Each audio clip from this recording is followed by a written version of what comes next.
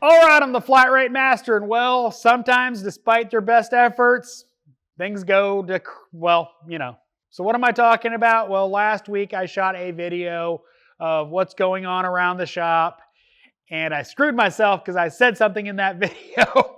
The Malibu I'm doing the engine reseal on, guess what? Doesn't leak, perfectly sealed. Yeah, it now sets a timing code. VVT actuator for the exhaust size bank 2 decided it wanted to, well, the bed. It unfortunately will set a code within 45 seconds or so of starting up. I get to tear it apart and do timing chains on it. Yay! Nothing I did wrong. Engine was, kept clean. New O-ring for the oil pump. Made sure no silicone was near the oil pump O-ring.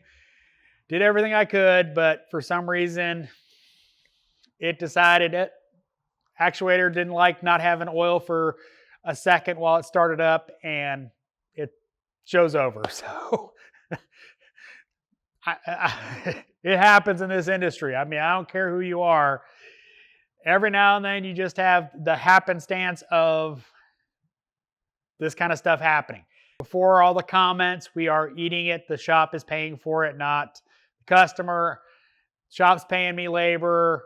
We're buying the parts. They're getting a timing job for free just because it happened right after I did a reseal. Everything is working fine, except on startup, the actuator does weird stuff and then locks up, and then we're good. Only at startup. Runs great, operates normally, except at startup. So just, make you feel better when something goes a little south on you. It happens to everybody. So as always, thanks for watching. I am the Flat Rate Master.